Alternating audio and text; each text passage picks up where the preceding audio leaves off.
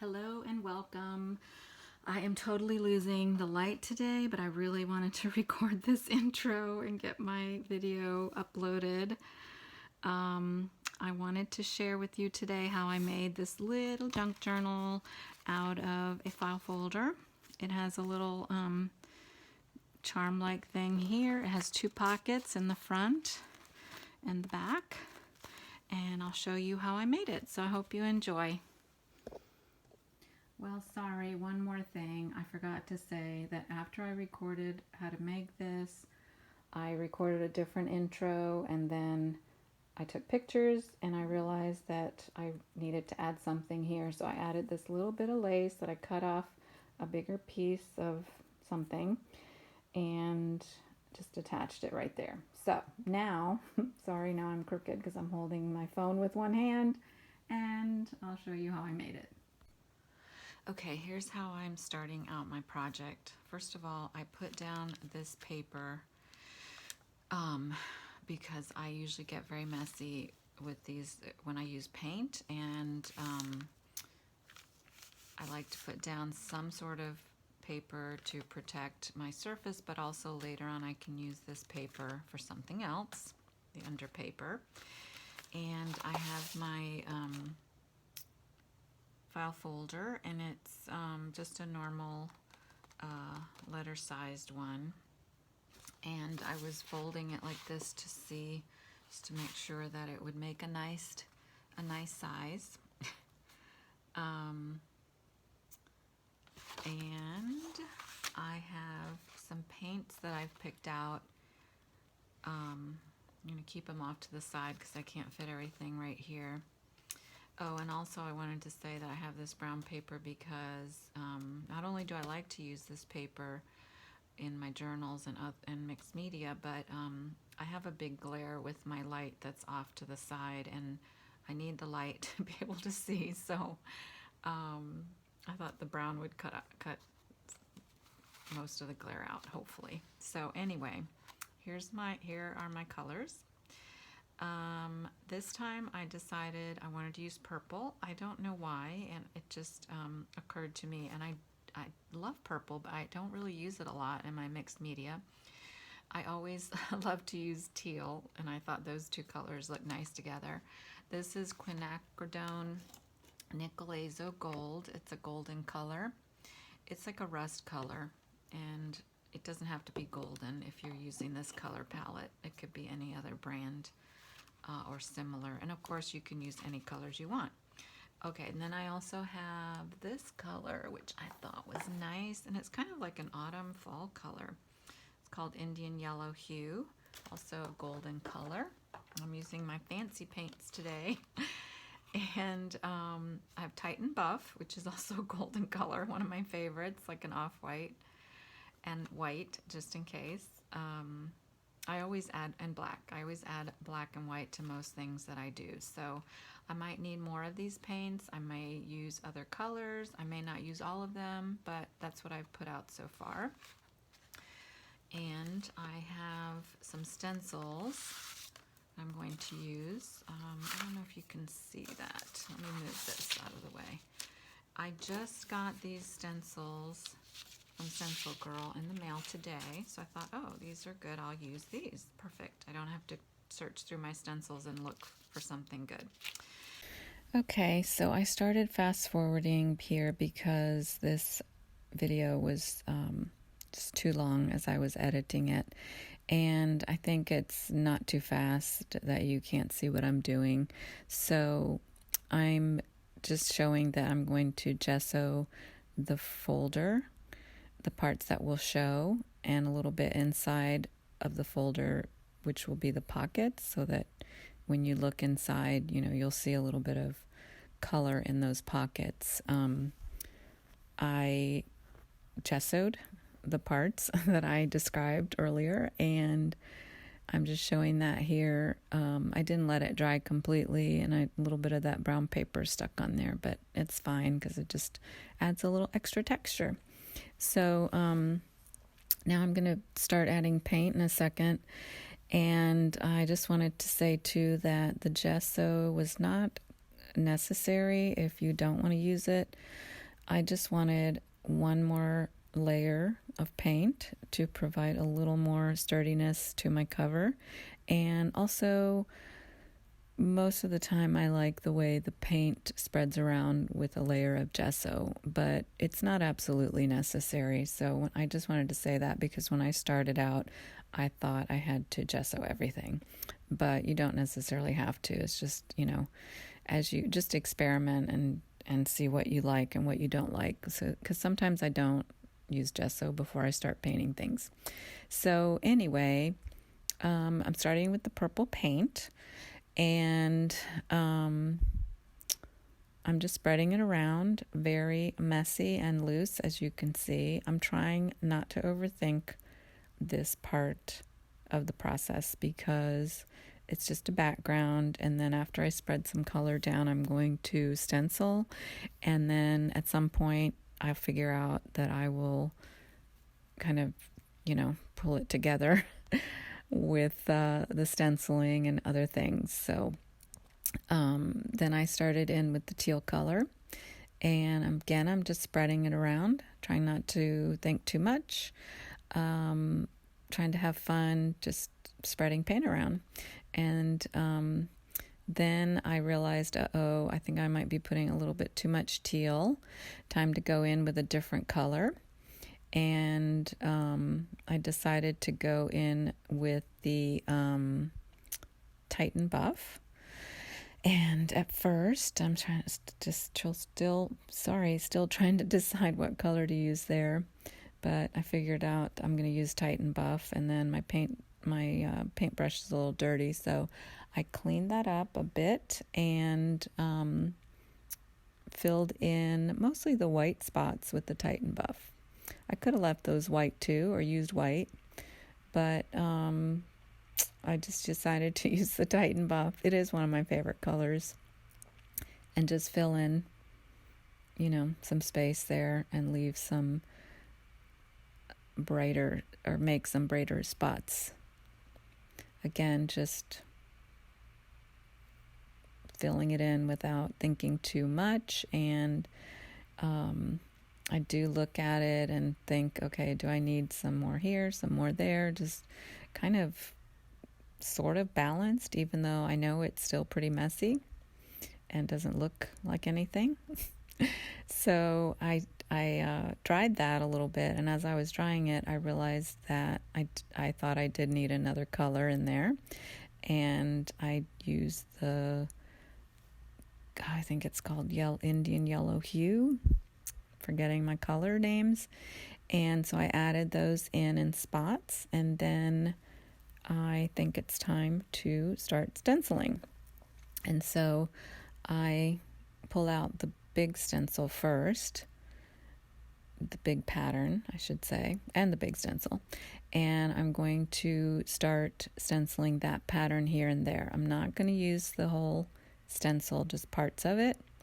And I'm showing you, I just showed that I also pulled out some raw umber paint, it's called, by Golden. And I also pulled out some gold that I'm using right now, but I decided after looking at that, I decided to try that little corner that I didn't like it. So it was still wet and my paper towel was a little damp, so I was able to take that off and go with the raw umber, which I like a lot better. So I now am putting in parts of the stencil with the raw umber paint. I'm going in a little light on that raw umber. I don't want it to be too dark. And I'm also showing you how I'm putting some paint on my sponge and then tapping some off to the side, because if you have too much paint on your sponge, it can seep underneath the stencil and make a big mess. And I still do that all the time, to be honest, because I don't know, I'm not careful enough. And most of the time it's okay. And again, if you make a mistake, a lot of times you can wipe it off with some water and a paper towel. So I'm continuing to stencil in that pattern here and there. It's kind of random, although I think I was trying a little bit maybe for the white parts. I don't know.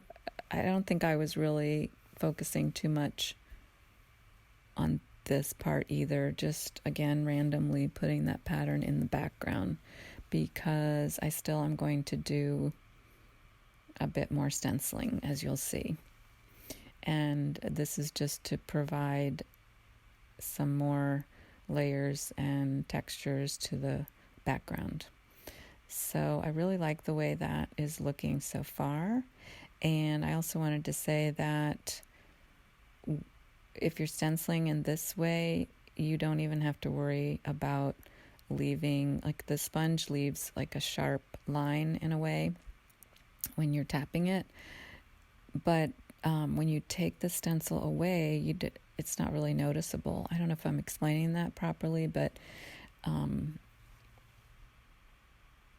I guess the point is just not to worry too much with this type of process about being extra careful with your stenciling and your paint. So I'm still using that raw umber paint on the background. It's a big folder. And in a minute, I'm going to switch to the next smaller size stencil. See, this is why I fast forwarded a bit, or I sped it up the video because a lot of this is repetitive. So now I'm looking at my folder again, make sure that I like the way it's the direction that I'm going in. And I pull out my middle stencil and I'm pointing out that I'm going to use the smaller stencil last to make some highlights here and there.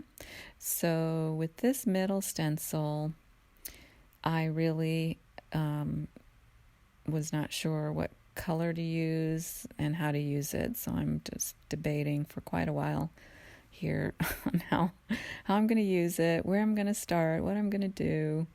And I decided to use the quinacridone nickel azo gold. I can't remember the paint names at the moment. And I could have used a different color at this point too, but I had that out, so I decided to go with it. And I like the way it turned out, but it was weird that it looked so similar when I put it down to the Indian yellow hue color. They don't look similar at all on the paper plate there, but they do on my background. But I do like the way it turned out, like I said, so it's fine. And I apologize, in some points of this video I am off camera a little bit on the left-hand side, but all in all, I think it's pretty clear what I'm doing, so I think it's okay. But another lesson for me as I'm recording videos, I'll try to be more careful. So I jumped ahead a little bit here because I pulled out another stencil. I decided it was time to add black and white accents, which is what I do a lot of times with pieces like this. And I started using, I started using that stencil I pulled that stencil out first of all because it has a lot of different shapes. So then I could decide what to use. And I decided to use the oval shapes with the white. And I like the way that kind of pulled the whole thing together in my mind. I think the way it came out, it pulled it all together nicely. I know it's still pretty busy, but I don't know, somehow it all works for me anyway. Let's see, still stenciling with the white. And continuing to just just looking at it and figuring out where I need to add some of that stenciling, because I feel like that pattern and that particular pattern in the white really pulled it all together. So I want to add it in several spots, a lot of spots, not just a few, but also not in a specific pattern or anything like that, if that makes sense. So I'm not sure what else to say here. Still stenciling that big old folder. One thing I will say is I still had a bit of glare on the left-hand side of my table. The light hasn't been great lately, and I don't have great lighting in my house in general, so I need to use that light almost all the time. In fact, I do use it all the time in my art room. So I think after recording this, I decided that in the future, I'll just try to, when I'm recording projects like this at my table, I will try to pick a day where it's really bright and not use that light because it's just too much of a glare. But anyway, so I think I'm finally finished with that white. Again, I'm looking at it and making sure I like the way it looks. I love the way it looks, actually, at this point. And I noticed too, or you will notice that suddenly some purple appeared on the inside of that folder. And I'm also pointing out that I'll probably add a little bit of stenciling on that part. Also, I just realized that I skipped the gold stenciling somehow. And I'm not going to go back and add that in because this video is really long already and I've been editing it forever. So basically I took the small little stencil and stenciled in the gold, as you can see there, on top of the purple mostly in different directions. And that was my other accent. So now I'm deciding that I want to add some black. And I decided to do some black splatters.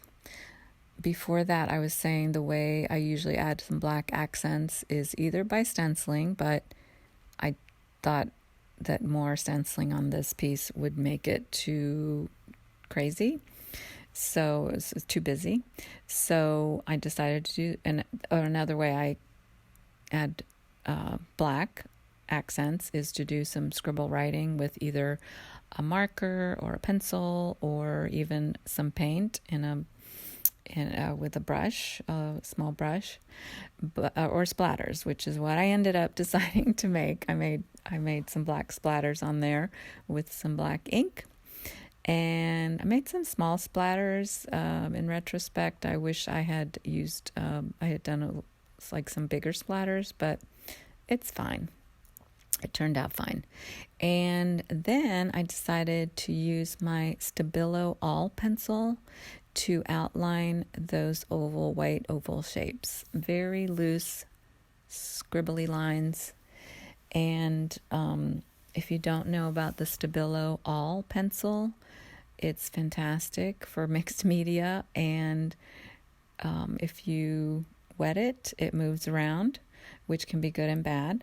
So in this instance, I'm going to scribble, as you can see, and then I'm going to spritz it with water. That's an old hairspray bottle that I filled with water. That's what I use as my water bottle. And then if you can see there, I spritz it with the water, and then the lines move around and I think look really good. If you put too much water, you can dab some up with the paper towel, which I did, and then put the lines back in. My lines started moving just a little bit too much there. So I love the way that looks. It's a little messy. It doesn't dry as dark as you can see because now it's all dry.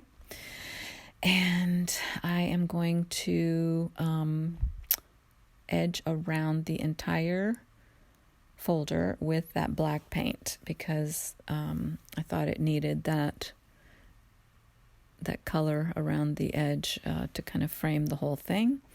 And so this will take me a minute to get around the whole piece. So I do that all around the edge and that bottom edge as well of the folder, if that makes sense. You'll see what I mean in a minute. And parts of it got a little bit messy. I'm a very messy crafter, and I just am. And I guess I'm not as careful as I should be, but most of the time it doesn't bother me. It's okay. So with the paint, I get a little bit with that edging of the paint, I get a little bit messy at times. For the most part, it looks fine. The whole thing is kind of a grungy, messy look anyway, so it works just fine. I have to edge that purple part as well. And then after this purple part, see, that's where I'm getting messy. I wiped a little bit off. And at some point you can tell with my hands how messy I get. So then I decided I was going to add some gold to that part that shows there on the folder. That's going to be the pocket. And so it's the same gold I used on the cover. So you can kind of see how I'm putting on that gold paint there. And that's what I did on the outside cover in mostly on the purple spots. And I'm trying to use that gold, but I think I was using the sponge that had white on it, so I had to switch sides of my sponge or something. Then I got black. See, what did I tell you? Messy, messy, messy. I cleaned that up a little bit, but it looks all right. It's fine. You won't be able to even see that part really once I put the folder together. So I had to clean off that black off my stencil because I didn't want to continue making a mess. And now I'm trying to figure out, do I have a clean sponge to use here so I can keep going? It's ridiculous. That's how I do things. I don't know. Probably horrifying to some people, but I don't know. It's just, I don't mind it, and I have fun with it and enjoy it. And that's, part of the whole process to me is just... Okay, sorry, I had a phone call on my phone while I was recording this on my phone and got interrupted. So I don't have too much more to add here. I'm just continuing to add the gold paint, and then I go in and re-edge the black at the top that I covered up a little bit with the gold paint to finish that off.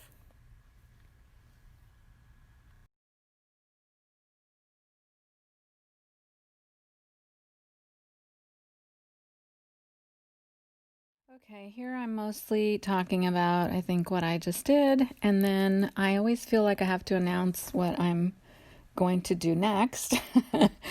And so I think that's what I'm doing. I'm also showing you my really dirty, painty hands, but I'm just showing that I'm going to do some sewing, and I'm going to put the papers there in that part, which I think everybody probably already knows. But anyway, I have to talk about it. So then I come back, and I have jumped ahead a little bit because I, had some ideas about sewing, which I completed, and I can't really record my sewing. It's it would be too difficult, and who wants to see somebody sewing anyway? So I had the open folder, and I sewed all around the outside of the folder twice. I think I'm going to show that in just a second.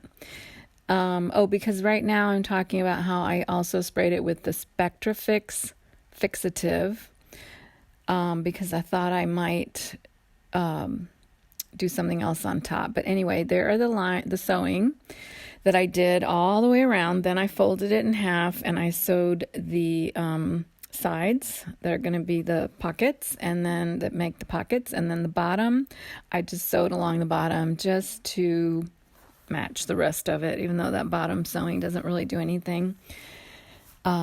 structurally, I guess. So anyway, the Spectra Fix, if you don't know about it, you put 2 or 3 coats of that. You let each coat dry in between the next coat, and then it helps fix your water soluble products. But to me, it doesn't ever fix it 100%, so you still have to be a little bit careful. But anyway, I'm just showing, again, I have to announce what I'm going to do, and that is to sew those papers into, in some way or the other, into the journal. And I also found this picture from an old 1932 yearbook, and I thought it would be a great piece to put on the cover. It's hard to tell in the picture, but that girl is wearing a fur coat.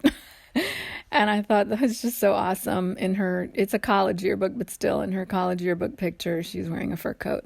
So I sprayed that with Spectra Fix because I copied it on my inkjet printer, and I knew it would probably run a little bit, but that's okay because it just distresses it, makes it look old and stuff.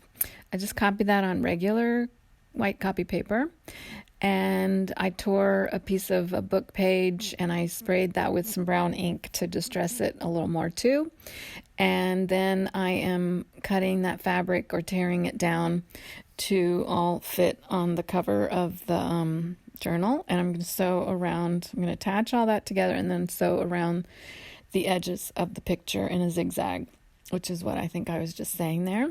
So I'm going to show you how I do that. It's really easy. Just tear the paper to the size that you want it, and then I also needed to tear that fabric just a little more. And the story of that fabric is, it's a thin but awesome fabric that a friend gave me. I don't even know what kind of fabric it is, but it's fantastic. It's an off-white color, but I had thrown it into one of my eco printing pots one time, and so it's grungy and it's got a little bit of eco dyeing on it, very faint, and some color dye that I had in there too. I don't know what all's in there, but anyway, it's a nice grungy piece of fabric that I thought I would work with that cover. And I'm using the black soot distress ink to edge around the book page. And it might be the oxide, but it's either distress or it's just oxide distress ink. Excuse me. And I'm just using a glue stick to glue the thin pieces together. I've used a glue stick to glue thin papers to fabric and thin fabrics to paper.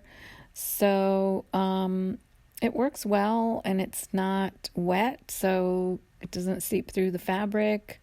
And since I'm going to sew that together now, and then I will attach that whole thing to the cover with Fabri-Tac glue, which is really strong, I'm not worried about anything coming apart.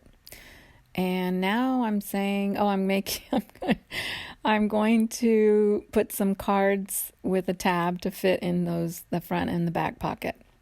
And I have another idea for that corner, which I'll show you later, unless I have to talk some more, in which case I'll discuss it a little more.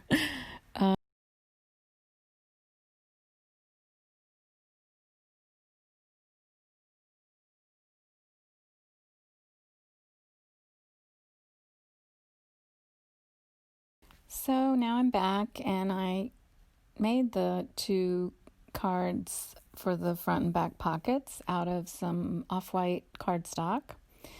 And I'm going to staple on those 2 little tabs on the top there, as you see, with my little tiny attacher, which is a Tim Holtz little stapler. And I'm just trying to figure out where I'm going to put the tab, in the middle there, off to the side. I'm not sure. So I just want to look at it, and I want to look at it with the front focal point image just to see how it all looks. And I decide that no, it doesn't go there, it goes right there. So just eyeball it and staple it right on there. I'm not sure what I'll do with those cards, but for right now, I think they look really darn cute. And I don't know, it's a nice little feature, I think. So I am going to, I did the back one. I skipped all over that. The back card, I did the same thing. And then I had this idea to have a little thing dangling from the front corner there. And I thought I was going to use that little metal rimmed tag with the at the top there with the craft middle cardstock in the middle. I thought it would look so cute, and I would stamp something on that little inside of the middle of it. But I thought it was too big when I took it out. So I decided to use that little metal one. It's a Tim Holtz tag, and it says it has a U, and it says unique under that. So I thought that would work cute, and I used my big crocodile to punch the hole and set the eyelet there. And then I attached the little tag with a bulb pin, but I didn't really like the way that looked. So I'm going to be changing that out. And I ended up using, which I don't think I show how I do that. I used some twine, a little bit of twine that I had to attach it, and you'll see that right there. And then I still have not attached my focal point, but I had in mind that I was going to use a ribbon as the to attach my signatures. So the purple ribbon there that you see at the top left. So I used my crocodile to punch 2 holes. And because I wanted this, to be pretty simple, and I didn't really want to sew a signature. Anyway, I used those big paper clips to hold everything together, punch the holes, and then I took my sari silk ribbon there, and I attached a paper clip to the end of it, and undid a paper clip and then punched it through the ribbon so that I could put it through those 2 holes. And I wanted the ribbon to tie on the outside, so that's what I did. And it's all coming together, almost done here. And then I'm going to tie that ribbon, and I'm so silly. I just obsess over the smallest little details. I couldn't decide whether to tie it in the middle, at the top, make a bow, not make a bow. So I ended up making a bow. I know I'm going to change that, but I left it. And now it's finally time to attach that image to the front cover. And I'm going to use Fabri-Tac behind the picture, the photograph, because I know that the Fabri-Tac won't seep through those layers. And so I'm going to use a lot of Fabri-Tac to make sure it's nice and secure on my cover. And then I purposely left the Fabri-Tac off the edges of that fabric because that fabric is so thin. I knew that the Fabri-Tac would seep through the front and look bad. So I am going to use my glue stick to attach that fabric there, which you'll see in a minute. I could have left it just like that. It's not going anywhere, but I wanted to attach it just a little bit more. And I thought that looked nice. So I think that's about it. I have to just cut off my ribbon, leave the bow that I'm not happy with, and then I think I'm just about done.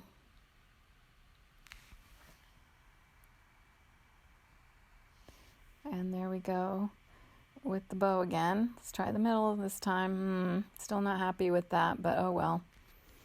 Just cut it off and worry about it later.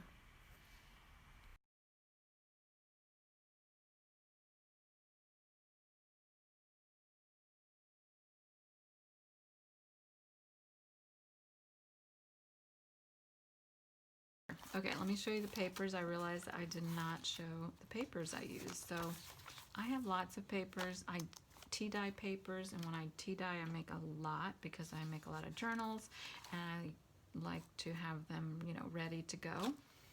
And I have done avocado dyeing, I've dyed with inks, I've dyed now with acorns recently. I love to dye papers and have lots of papers ready. This is a grocery bag paper. So this is tea dyed, some sheet music. So I just grabbed all these papers I already had. That was with a spray. One day I picked some leaves and I thought I'd try them out on the gel plate with some, I think, sprays. I think maybe paint. I don't remember. I think it was sprays. And that's what happened. I didn't love the prints, but they're good enough to put in my little journal. This is crinkled up graph paper that I think I sprayed with tea or something like that. I don't remember how I even made that. Some ledger paper, a book page, more paper that I just sprayed one day, and I think that's rust water that I sprayed on it. Tea dyed. This is a gel print. I tried gel printing with alcohol inks, and I didn't love the way they came out, but they're good for a background. This is my avocado dyed paper. Here's my middle, and then the rest, of course, the other side of those papers. This one I left long. I don't know. I may cut that off. And that's the end of that. So this is my journal. I really like the way it came out. I hope you like it and give it a try. May change out that ribbon. But thanks for watching, and I will see you next time, hopefully with some more Christmas journals.